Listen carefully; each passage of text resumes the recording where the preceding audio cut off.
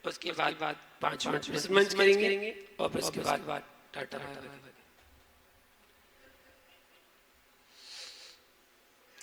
तो कल अपना वर्णन चल रहा था कुएं का पानी का, है ना।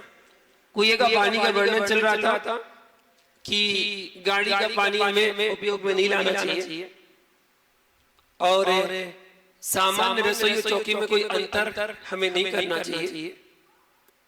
अगर सामान्य रसोई हमारी अलग है, चौका हमारा अलग है, तो चौके में जो भोजन बना रहे हैं वो मुनिराज के लिए औद्देशिक उद्दिष्ट खाने का दोष लगेगा, इसलिए वो ही चौका हमारा होना चाहिए।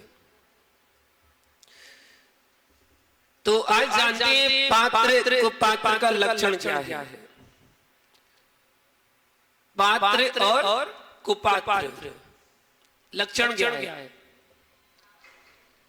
आवाज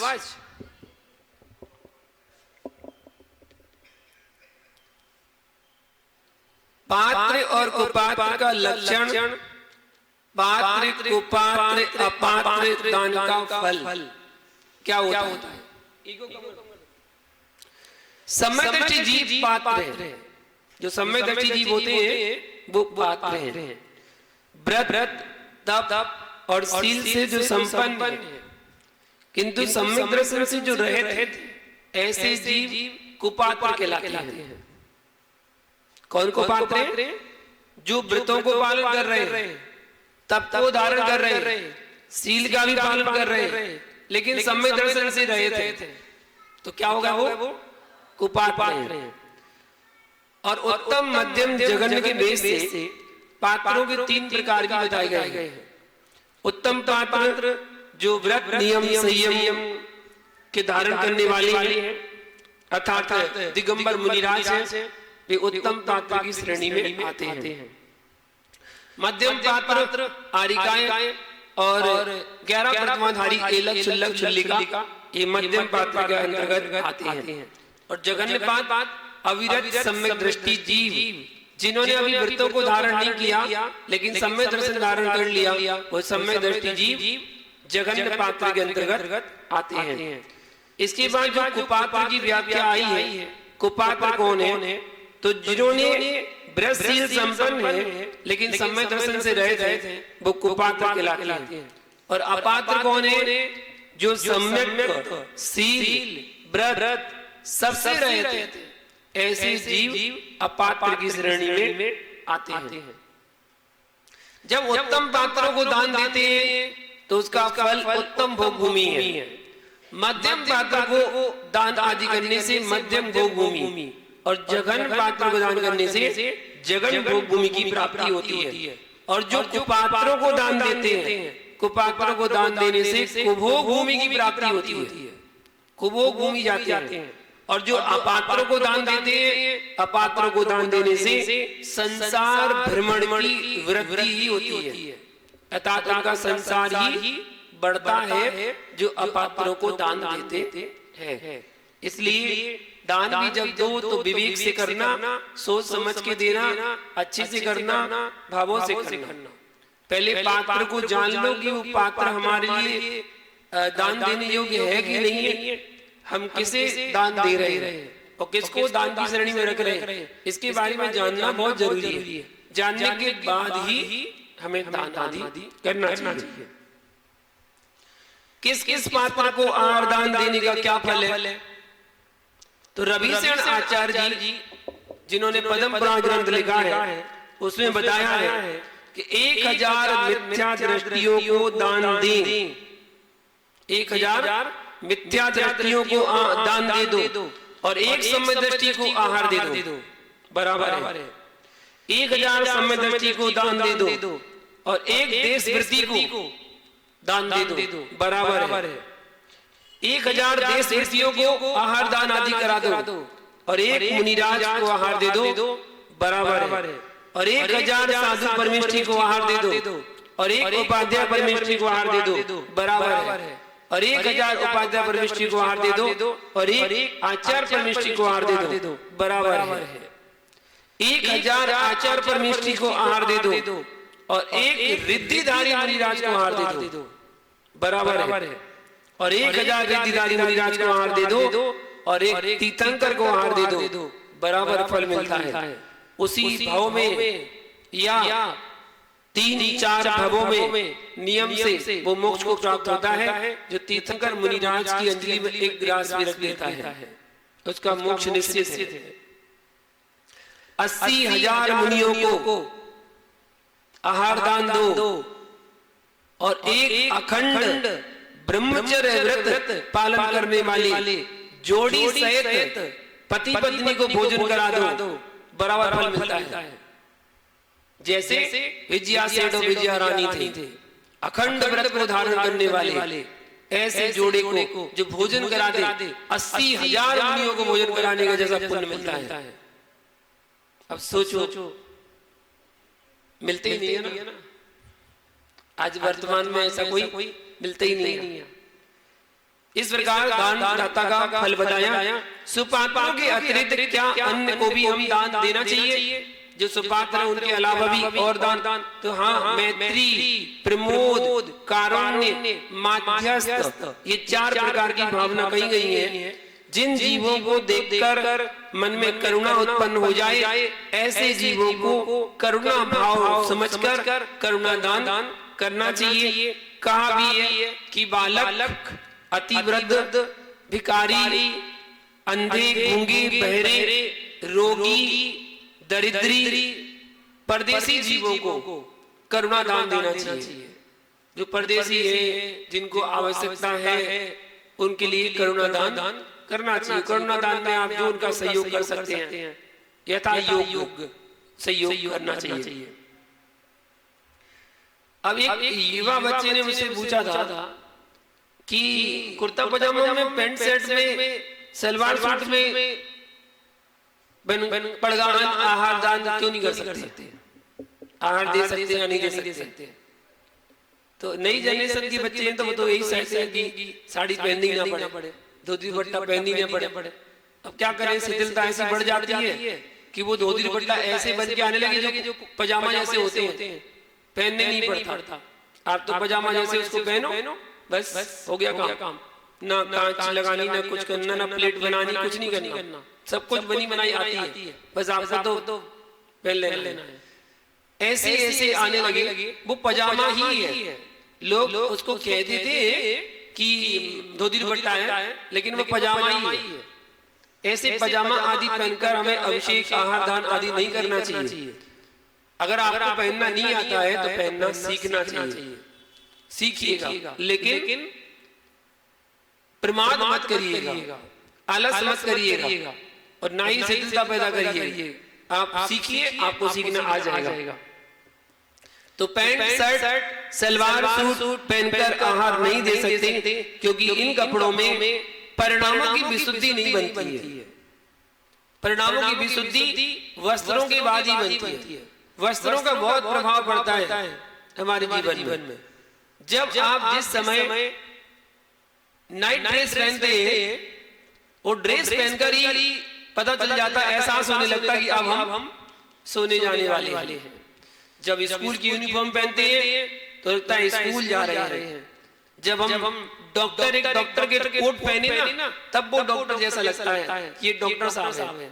जब पुलिस वाला अपनी वर्दी पहने तब पता चलता है मैं पुलिस वाला हूँ। मिलिट्री वाला जब ड्रेस पहने तब उसे पता चलता है कि मैं मिलिट्री वाला हूँ। सबकी एक यूनिफॉर्म है, फैक्ट्री में काम करने वाले मजदूर की एक यूनिफॉर्म है। जैसे वो कपड़े बदलता है उसके भाव बदल जाते हैं।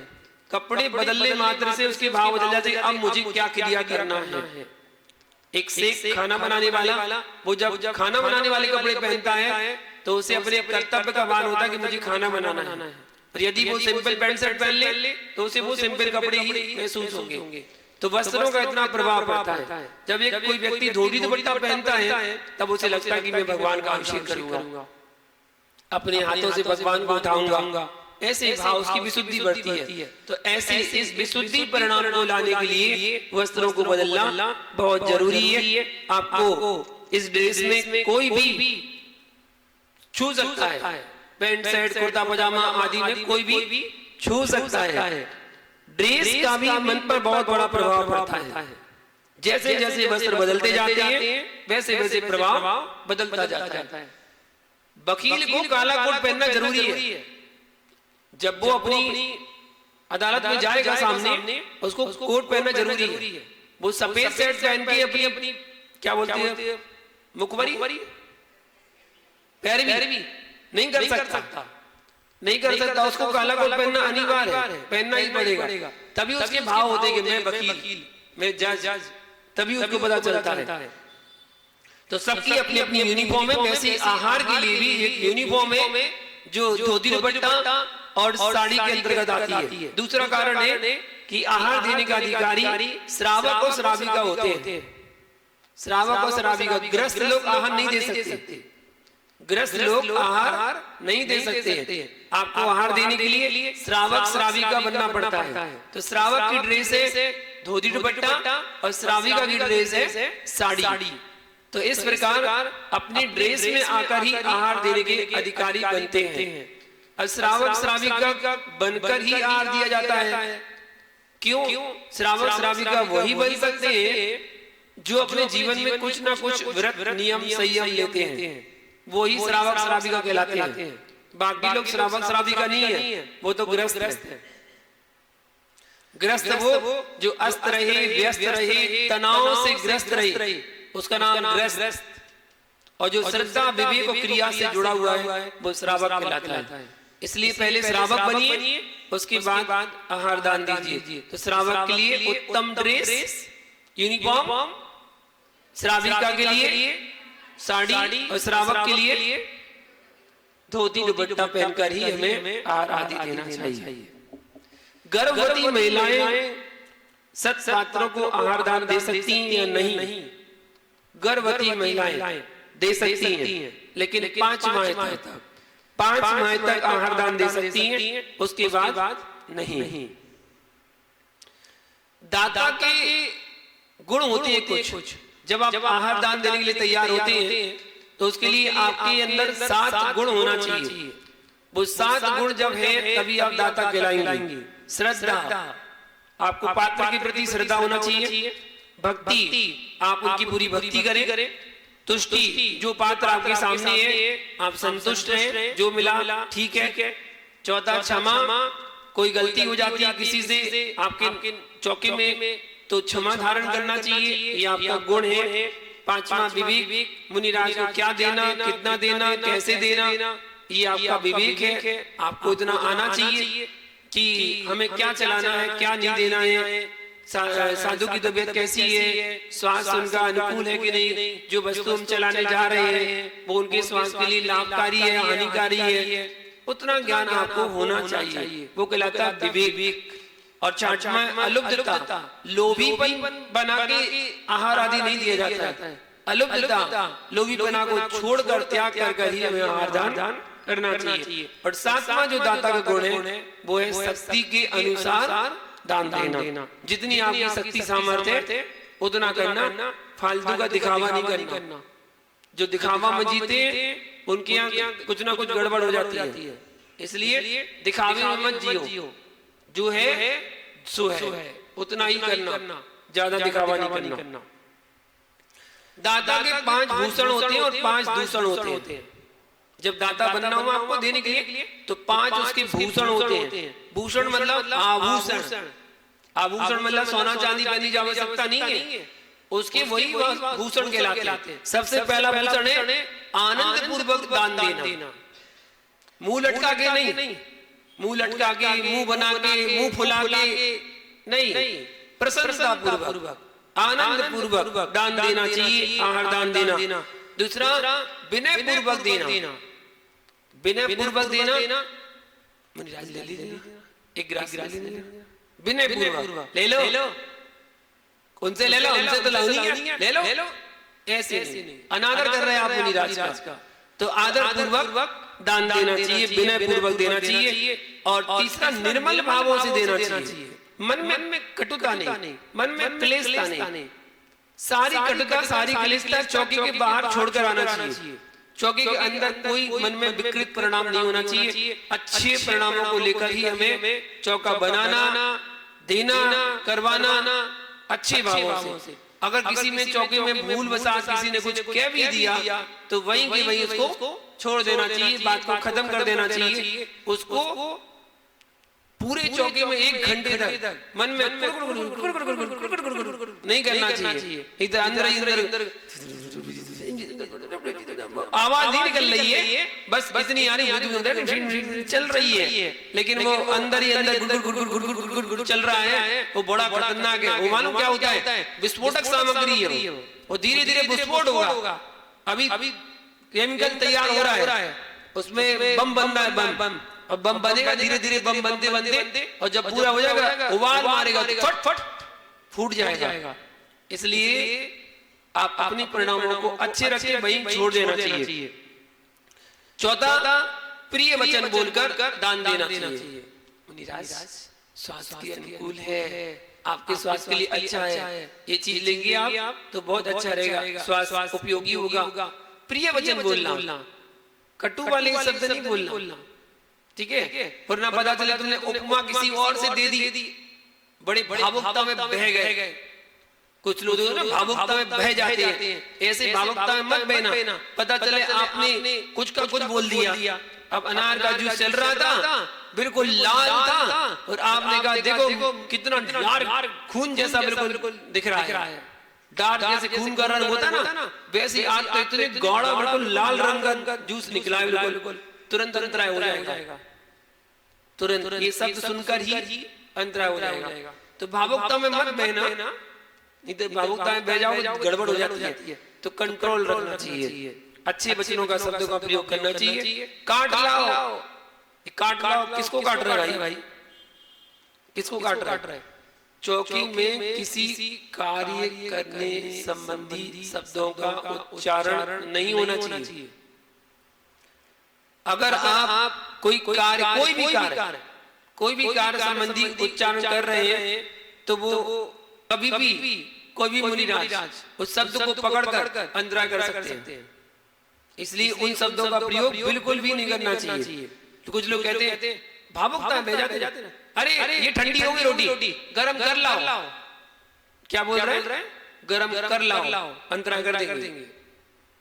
गरम कर लाओ मतलब गैस जलाओगे तो उद्देश्य को हिंसक होगी। इसलिए आप यदि चौके के बाहर हैं और कोई काम करना भी है तो बाहर जाइए। आपके मुख से शब्दों का उच्चारण भी नहीं होना चाहिए। अगर उच्चारण हो रहा है दोष लग रहा है। और पांचवा भूषण क्या है? दान दे करके आज तो मेरा परम सौभाग्य है, आज मेरा भाग का उदय आया है, आज मुझे मुनिराज को आहार दान करने का अवसर मिला। ना जाने कितने दिनों से इंतजार कर रहा था इस घड़ी का, कब मुझे आहार दान देने का अवसर मिले। कभी सहयोग ही नहीं मिल पा रहा था, कोई सहयोग नहीं हो पा रहा था। आज तो मेरा धन्य भाग उदय आया कि आज मैंने मुनिराज को आहार दान दिए। अपना दान देकर हर्ष मनाना, ये 5 भूषण कहलाते हैं। आनंद पूर्वक देना, विनय पूर्वक देना, निर्मल भावों से देना, प्रिय वचन बोलकर देना और दान देकर के हर्ष मनाना। और इनसे विपरीत 5 दूषण भी हैं। पहला दूषण है विलंब से आहार देना। अब मुनिराज अंजलि किए और आप देख नहीं रहे। मुनिराज अंजलि किए और आपका ध्यान कहां है? बगल वाले की थाली देखे जा रहे हैं बिल्कुल। अब यहाँ अंजलि किए हुए वो देखे जा रहे हैं। जब किसी ने बोला अरे भाभी चलाओ ना, अच्छा धीरे वहां पर किसको देख रहे थे? अपनी थाली देखो, आपके हाथ में जो है आपको उस चीज को देखना है, दूसरे की चीज को नहीं देखना कि दूसरा क्या दे रहा है। ठीक है? और ना ज्यादा जल्दी और ना ज्यादा धीरे। कुछ लोग स्लो मोशन में देते हैं, इतने में तो 2-3 गिलास अंदर चले जाते हैं, बिल्कुल स्लो मोशन में है, जैसे वो हवा चली हुआ पल्लू उड़ रहा हो। स्लो मोशन, ऐसे स्लो मोशन में वो आजकल रील बनने लगी बहुत सारी स्लो मोशन। वो पैर ऐसे वो चलते बिल्कुल। कुछ लोग चम्मच लेके ऐसे करेंगे बिल्कुल जैसे पता नहीं क्या होने वाला। स्लो मोशन या ऐसे ना विलंब जल्दी देना है और ना स्लो करना है, स्लो मोशन करना है। तीव्र मतलब ऐसी हो मुनिराज की अंजलि खाली नहीं होना चाहिए, अपनी थाली पर अपनी कटोरी पर ध्यान रखना चाहिए। दूसरा अनादर पूर्वक आहार देना, ये भी दूषण है। दूषण की बात चल रही है। दूषण विलंब से आहार देना, अनादर पूर्वक देना, कटु वचन बोल के देना, कटु वचन प्रिय वचन बोल सकते हैं, कटु वचन नहीं बोलना। चौथा कलुषित भावों से, मन में क्लेश भाव चल रहे हैं, लड़के आए घर से लड़के आए और यहाँ आहार देने आ गए, तब मन में तो चल रहा है उनने हमसे ऐसा समय आएगा बताएंगे हमने, और यहाँ आहार देने खड़े हो, क्या कलुषित भावों से आहार दोगे तो मुनिराज को भी उनके परिणाम खराब हो जाएंगे। और पांचवा आहार दे करके पश्चाताप करना, अरे यार कहां से कहां आ गए थे आहार देने के लिए, 1 महीने का आलू का त्याग करवा दिया, इसे अच्छा तो नहीं आते तो बढ़िया रहता। आहार देकर क्या कर रहे हैं, पश्चाताप कर रहे हैं। ऐसे करोगे तो ये दूषण कहलाते हैं श्रावक के लिए। इन दूषणों से बचना चाहिए और आभूषणों को ग्रहण करना चाहिए। आज के लिए इतना ही। जय बोलो शांतिनाथ भगवान की। प्रश्न मंच प्रारंभ करते हैं। आज का पहला प्रश्न बताइएगा, दाता के 7 गुण कौन से होते हैं? दाता के 7 गुण बताइएगा शिवानी जी।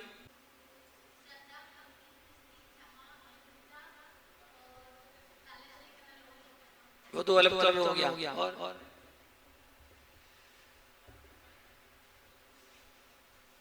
ये तो फ्लो में ने जल्दी बोल दिए, 5 ही तो बोल पाई, आगे तो बड़े नहीं पाई। हाँ याद करो तो वही तो मैं एक करके याद करो। श्रद्धा, भक्ति, तुष्टि, क्षमा, विवेक, अलुप्तता, एक और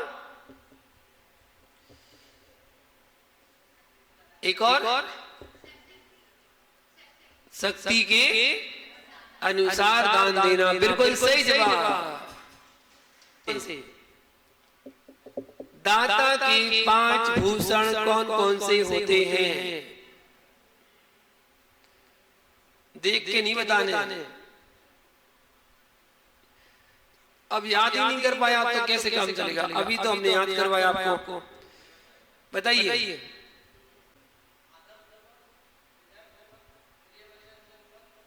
आदर और विनय तो एक ही चीज होगी ना। विनय पूर्वक आदर पूर्वक एक ही चीज है। प्रिय वचन बोलकर विनय पूर्वक देना 2। नहीं ये तो बना के बोल रहे हैं आप। वो तो आदर विनय विनम्र एक ही चीज कहलाती है। पर्यायवाची नाम बोलते जाते हैं आप। दान देकर क्या बताइए संजय जी। बहुत अच्छे। विवेचन बोलकर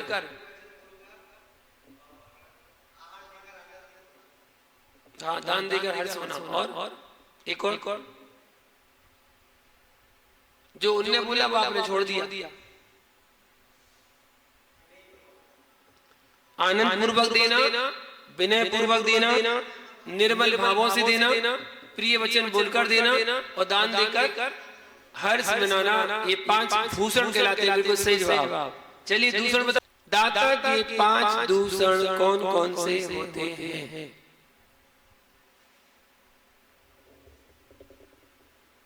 वाह वाह बहुत बढ़िया।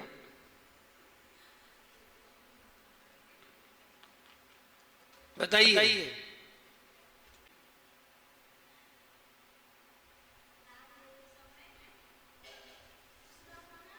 खुश ना होना,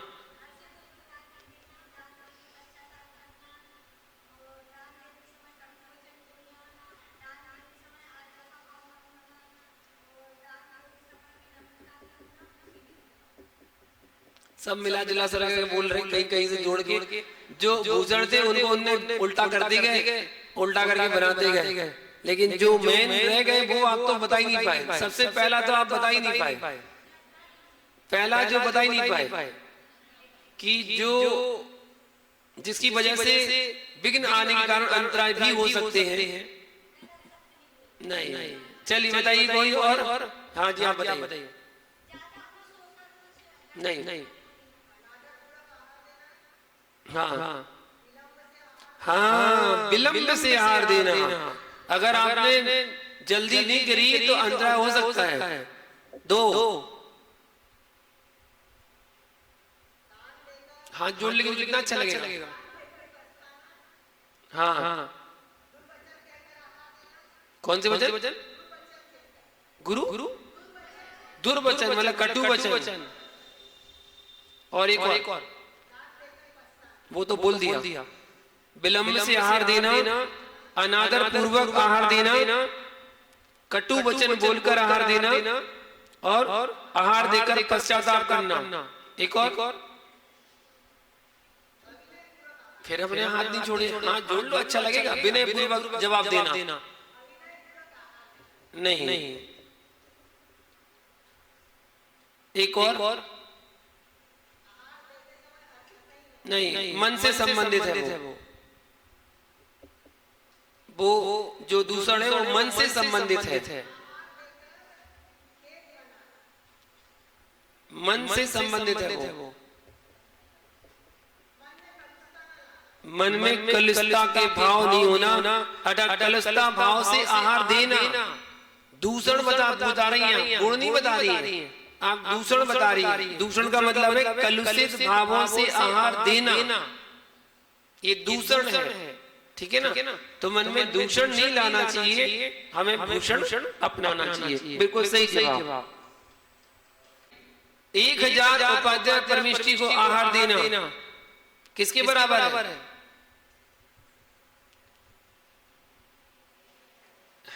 1000 उपाध्याय परमेष्ठी को आहार देना किसके बराबर है? छाया जी बताइए। एक आचार्य को आहार देना बिल्कुल बराबर है। सही जवाब। बताइए, को आहार दान देना किसके बराबर है? 80,000 मुनियों को आहार दान देना किसके बराबर है? बताइए अजय जी। गलत जवाब। हाँ, पीछे बगल में। किसको? उन्हीं को देना। और उनको कहां से लाए दोबारा? नहीं तो किसको देना? नहीं, 80,000 मुनियों को आहार दान देना और एक किसको? श्रीवण क्या? ऐसे बोलो ना आंटी। अखंड ब्रह्मचर्य को धारण करने वालों को आहार देना बिल्कुल सही जवाब। वो शब्द ही नहीं बोल पा रही। श्रीवण क्या? शीलवान। ये बोलो अखंड ब्रह्मचर्य को धारण करने वाले। शीलवान को बहुत सारे होते हैं। चलिए अगला क्वेश्चन बताइए। 16 सर्गों में कुल कितने आकृतिम चैत्यालय हैं? 16 सर्गों में कुल कितने आकृतिम चैत्यालय हैं? बताइए नालचा जी। 44,000। हाँ, सही जवाब। आत्मानुशासन ग्रंथ के रचयिता कौन है? आत्मानुशासन ग्रंथ के रचयिता कौन है? बताइए शर्मिला जी। नहीं, अच्छा वो मिसप्रिंट हो गया। किताब में मिसप्रिंट है इसलिए उन्होंने वही याद कर लिया। आंसर है गुणभद्र स्वामी। आचार्य गुणभद्र स्वामी। गांव में छुटाऊ की मात्रा लगा देना, वो उसमें मिसप्रिंट हो गया होगा। गुणभद्र स्वामी बिल्कुल सही जवाब। जो जैसा लिखा क्वेश्चन। बताइए जम्बू स्वामी की जन्म जयंती कब आती है? जम्बू स्वामी की जन्म जयंती कब आती है? बताइए ममता जी।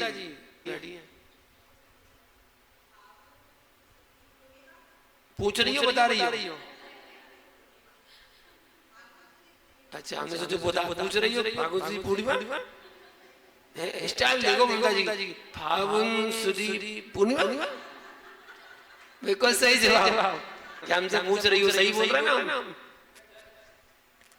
हाँ अगला क्वेश्चन बताइए वे कौन थे जिन्हें कोढ़ हो गया था, उन्होंने वो कोढ़ स्वयं दूर किया, वो कौन थे? आशा जी बताइए, जो नहीं आता वही पूछेंगे। बादीराज मुनिराज बिल्कुल सही जवाब। वालों में सही 1 2 3 1 2 7 8 9 एक और है क्या? चलिए बताइए वे कर के प्रभाव से उनके स्पर्शित जल से रोग चले जाते थे, रोग सारे चले जाते थे, वो कौन थी? हाँ बताइए कौन थी? अच्छे से बोलो, तेज हमें आवाज कान थोड़े में से कान में कल सर से कुछ डाल देंगे। विसल्या बिल्कुल सही जवाब। वो थी विसल्या। रात का प्रश्न मंच यहीं पूर्ण करते हैं और कल के लिए कल आपको स्तुति पढ़ना है। कौन सी पढ़ेंगे? दुखहरण बिंदी पढ़ेंगे कल। दुखहरण बिंदी पढ़ने का नियम और खाने पीने में कल का त्याग करेंगे। कल आपको वो चटपटी होती जो, हाँ ये बड़ी जल्दी पहचान जाती है। क्या चक्कर है? बहुत खाती है क्या? पानी बतासा खाने का त्याग। हाँ तभी जल्दी याद आ गई। जय बोले शांतिनाथ भगवान की जय। इनाम आज के इनाम लेना।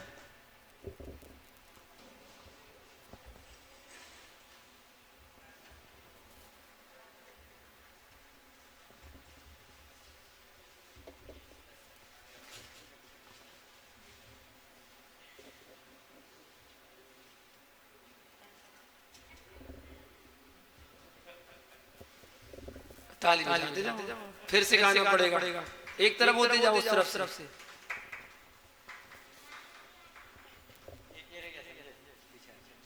चलो संजय जी को बीच में ले लो।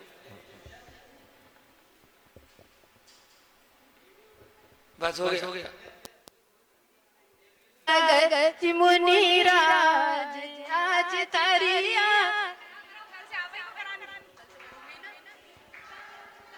मूरत निहारो आरती उतारो धरे मूरत निहारो विभंजन साज मुनिराज आज धरी आरती उतारो क्षेत्र सोनागिरी जन्म लियो है क्षेत्र सोनागिरी जन्म लियो है महाजिनवाणी को धन्य कियो है महाजिनवाणी को धन्य कियो है विराग सागर जी के लाल आज थारी आरती उतारो विभंजन सागर जी मुनिराज आज थारी आरती उतारो ज्ञानी ध्यानी निर्अभिमानी ज्ञानी ध्यानी निर्अभिमानी शांति सुधार के हो दानी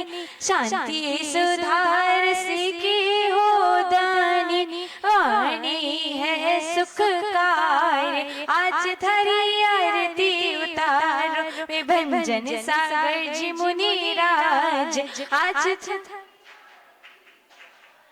कोमल काया छोड़ी माया कोमल काया छोड़ी माया जगी का नश्वर सुख नहीं भाया जगी का नश्वर सुख नहीं भाया छोड़ा सब परिवार आज धरी आरती उतारो विभंजन सागर जी मुनिराज आज धरी मोक्ष बधू तुम्हें को अति प्यारी मोक्ष बधू तुम्हें को अति प्यारी गुरु महिमा तुमसे जग जानी गुरु महिमा तुम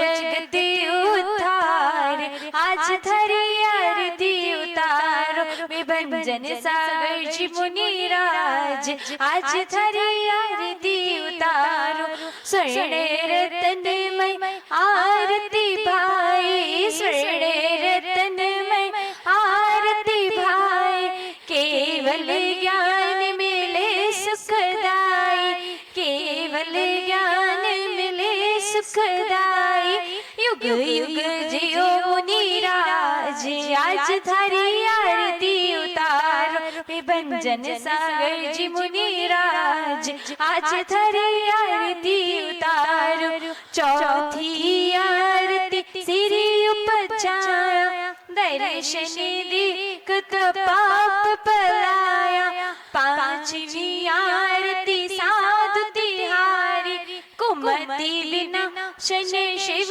अधिकारी शरण में लो मुनिराज आज धरी आरती उतारो विभंजन सागर जी मुनिराज आज धरी आरती उतारो विभंजन सागर जी मुनिराज आज धरी आरती उतारो।